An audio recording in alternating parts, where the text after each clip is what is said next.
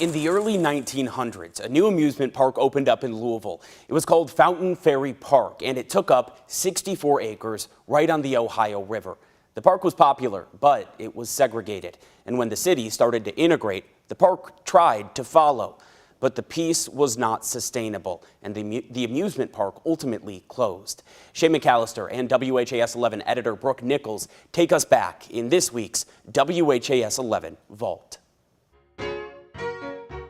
Ask any longtime Louisvillian, and they'll tell you they remember this, a hidden gem for some families, found at the end of West Market Street called Fontaine Ferry Park. Just the classic early 20th century amusement park with shooting galleries, with wooden slides. The park welcomed white children and their parents from 1909 to 1969 and promoted itself as Kentuckiana's $1 million playground. You have entered here about, I would guess, and soon there would have been the penny arcade.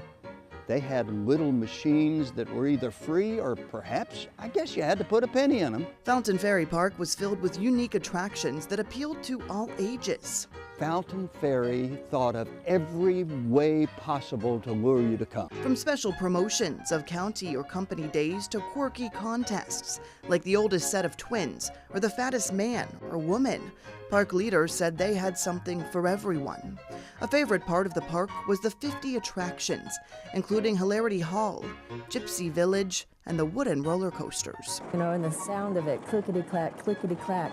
The amusement park found its name in the fountain, in the pool at the heart of the facility. And the obsession with the history of Fontaine Ferry Park was real, demonstrated by antique dealer Joe Lay, who collected pieces from the park, like funhouse mirrors, a card reader, carousel horse, and the original doors to the Hurricane. But the park did have a checkered past. It was.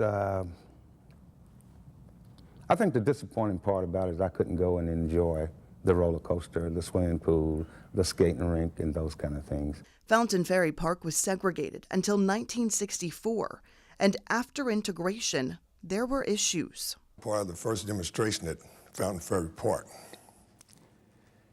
And it ended with me going to jail for the first time in my life, not riding the Ferris wheel the first time in my life. On opening day, 1969, a riot broke out and left the park heavily vandalized. By 1972, it was sold and renamed Ghost Town on the River and then River Glen Park.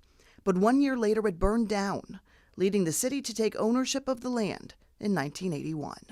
You can't go home again. And in the sense that Fontaine Ferry was a creature of its time.